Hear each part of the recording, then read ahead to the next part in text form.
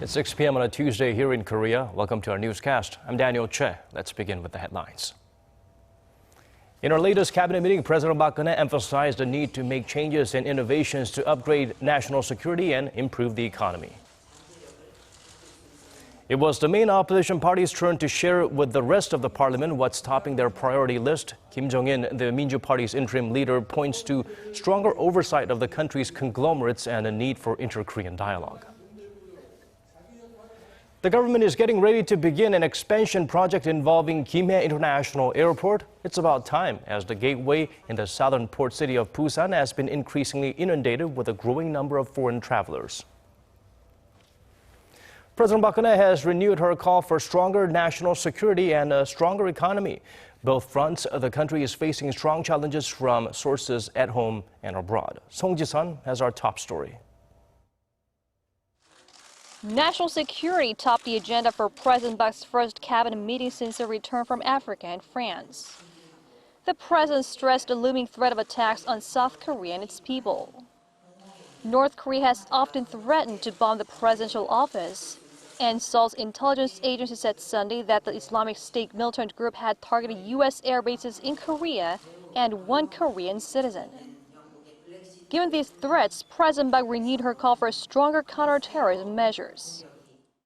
테러는 사전 예방이 무엇보다도 중요한 만큼 6월 4일 출범한 국무총리실 소속 대테러 센터를 중심으로 우리나라에서 발생 가능한 테러 양상과 이에 따른 대비책을 사전에 준비하고 훈련 체계까지 철저히 점검해야 할 것입니다.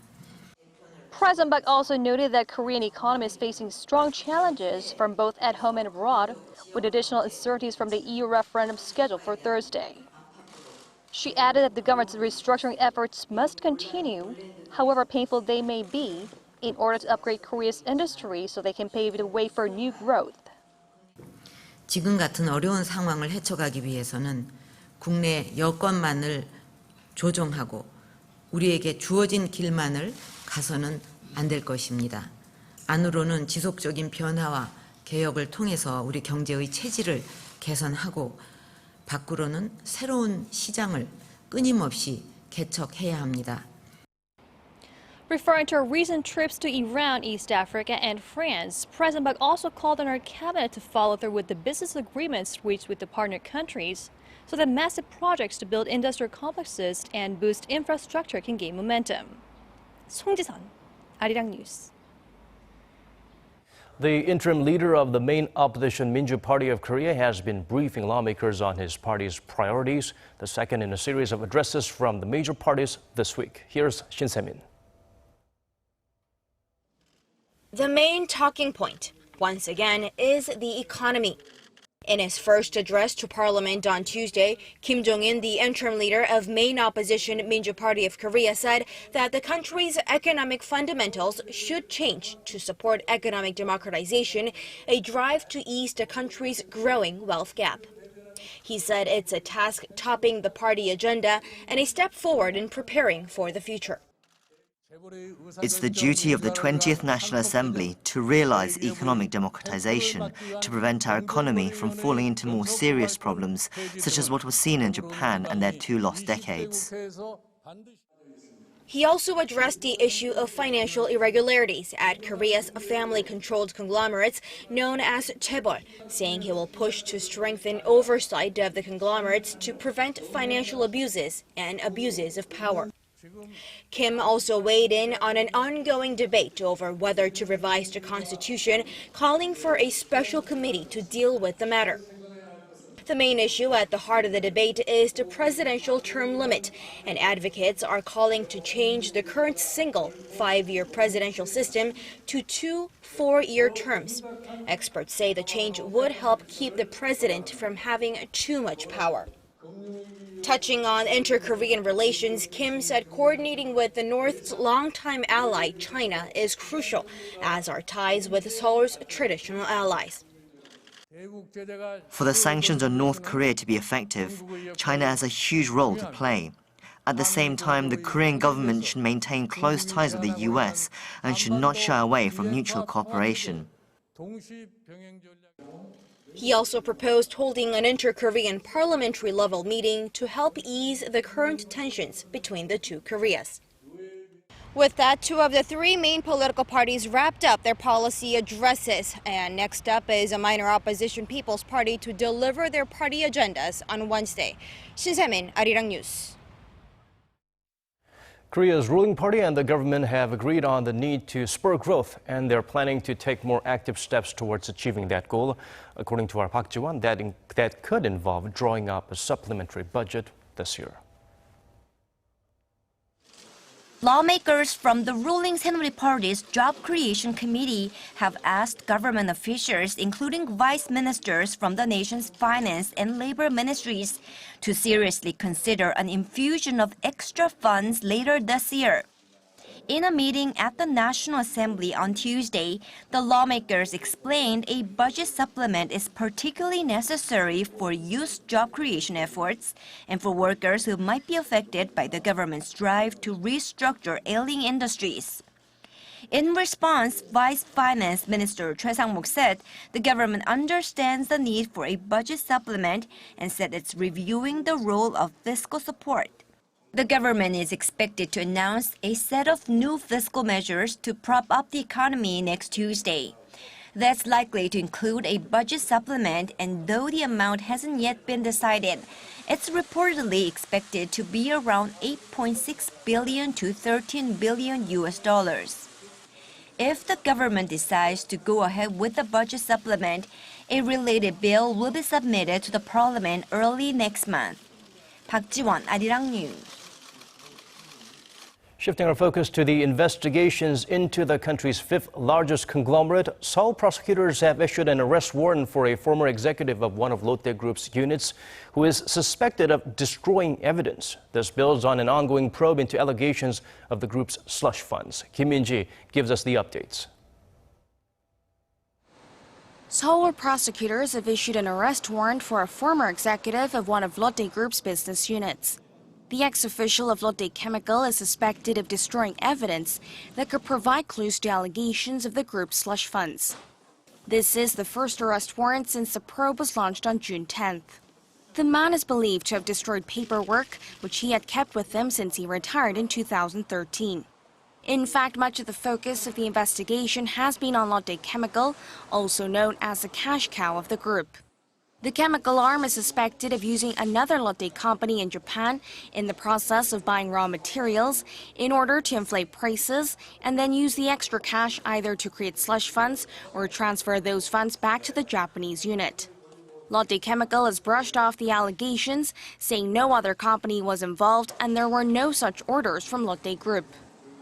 The probe has also shed light on the group's suspicious transactions in Vietnam involving a paper company. In 2014, Lotte invested some $400 million to establish Lotte Center Hanoi, a 65-story complex with a 5-star hotel and apartments, a department store and offices. While the complex was being built, Lotte Asset Development, the group's property development arm, bought a paper company named Corliss for about $60 million.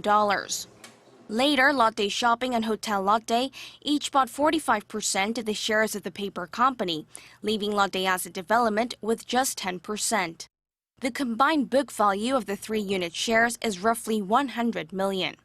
But last year, the paper company posted a net loss of about $15 million, and Lotte was criticized for going ahead with the business project while bearing the financial burden. Prosecutors are looking into whether Lotte Group used the special purpose company to inflate the losses and whether it used the extra money to set up slush funds for the owner family, allegations the group denies. Kim Min-ji, Arirang News. Moving on, Korea's Ministry of Land, Infrastructure and Transport announced on Tuesday it will expand the existing Gimhae International Airport in the southern city of Busan and not build a new airport. Kim Jung-soo has more on the decision that puts an end to a decade-long speculation that rattled the political encampments. After months of surveying possible sites in the southeastern region of the country, the Ministry of Land, Infrastructure and Transport announced on Tuesday that it has decided to further develop the existing Gimhae International Airport in the port city of Busan, rather than build a completely new facility. Before the announcement made today, the ministry, in cooperation with French airport architecture and engineering company ADPI, conducted a year-long study on two cities, Gimhae Island near the southern port city of Busan and the inland town of Arirang in South Gyeongsang Province. So, no surprise, there is a new site in Gov't, there is a new site in Arirang, but we also considered Gimhae Airport extension. The ministry said that the revamped Gimhae International Airport will be equipped with additional runways and terminals, as well as more roads for improved accessibility. Gimhae International Airport is currently located in the western tip of Busan, recording a transit of more than 12 million passengers in 2015. The airport has recently been overwhelmed with a growing number of international passengers. The announcement comes after months of debate between Korea's main political camps, each advocating for a new airport to be built in their home grounds. The project will be funded entirely by the central government, and it will complete supplementary studies by the end of this year. Kim Jung-soo, Arirang News. Officials from all 6 nations involved in the long-stalled Sixparty talks have gathered for security talks in Beijing. South Korea has not ruled out separate talks with North Korea on the sidelines of the event, but the U.S. insists it's not meeting one-on-one with the North. Kwon So-hwa tells us more. Dubbed the Mini Sixparty Talks, the annual Northeast Asia Cooperation Dialogue brings together officials and scholars from all 6 countries: South Korea, the United States, China, Japan, Russia, and North Korea. Attention is focused on the level of the North's participation, as it's the first time Pyongyang has sent a delegation since 2012, and the talks are coming 5 months after the regime's 4th nuclear test. Seoul's foreign ministry hasn't ruled out making contact with the North Korean delegation, represented by Choi Sun-hee, the deputy director for North American Affairs. South Korea's delegation is headed by Sixparty talks vice negotiator Kim Gun. A casual bilateral meeting with North Korea could happen on site. The U.S. made clear Monday that Sung Kim, its special representative for North Korea policy, has no plans to meet with North Korean officials. While Seoul's foreign ministry isn't making any predictions on what the North's intentions in Beijing are, experts say Pyongyang wants to show the international community it's not a troublemaker and that it's open to dialogue, though not when it comes to denuclearization. It's likely that North Korea will use the venue as a means to promote its intention to continue its policy of simultaneous economic and nuclear development. On the other hand, Seoul sees the forum as an opportunity to emphasize the futility of the North's nuclear program. In line with that, the government released a list of 130 items Tuesday that could be linked with the North's nuclear or missile development as part of South Korea's unilateral sanctions on the regime. Kwon So-hwa, Arirang News. A Seoul court hearing on the case of 13 defectors who North Korea claims were abducted by the South Korean government has ended the day with no progress. The hearing was first requested by an association of progressive lawyers to determine if there's any truth to Korea's claim. It's the first time a local court has held a hearing on the legality of the government's temporary protection of North Korean defectors.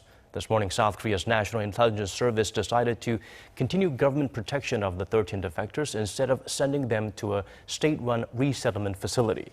The decision was made for security purposes, as the high-profile case could be used as propaganda in North Korea. The group, who had worked in a Pyongyang-run restaurant in Beijing, fled to South Korea in April. North Korea insists the South government kidnapped them and has been demanding their swift return. Seoul has reiterated that the defectors came on their own free will. North Korea appears to be showing signs of missile launch preparations yet again. Seoul confirmed a missile has been loaded and it's on the move, though there are no signs of an immediate launch. Kim Hyun-bin reports. South Korea's Joint Chiefs of Staff announced on Tuesday that they have spotted signs of missile launch preparations from North Korea. The South Korean military says the missile is loaded onto a mobile launch pad. It said it is keeping a close eye on the missile's movements. Tokyo has reportedly ordered its self-defense forces to intercept the missile if it falls into Japanese territory. Kyodo News Agency reported Japan deployed Aegis destroyers to the East Sea and has PAC-3 missiles on standby to intercept the missile in the event of a launch. The missile is believed to be a mid-range Mustan, which has a range of up to 4,000 kilometers, putting the U.S. territory of Guam within reach. North Korea first deployed the missile in 2007, but hadn't tested it until this year. It has fired off 4 of them starting in mid-April, but all of the launches ended in failure. The tests were conducted off the eastern coastal city of Wonsan in the North Gangwon-do province. Many experts believe North Korea will continue to test the Mustan until the launch is successful. Kim Hyun-bin, Arirang News. The Busan Coastguard is sending a team to the Seychelles to investigate the killing of 2 Korean fishermen by 2 of their Vietnamese crew. Officials say the 7-person team will fly to Dubai on Tuesday night for a transfer to Victoria, the capital of the Seychelles. They are due to arrive there on Wednesday evening, Korea time. The investigation will focus on determining what drove the Vietnamese fishermen to stab their Korean captain and chief engineer to death. The team will also oversee the process of escorting the 2 Vietnamese men back to Korea to face trial. The families of the victims will also fly to the Seychelles via Dubai on Tuesday night.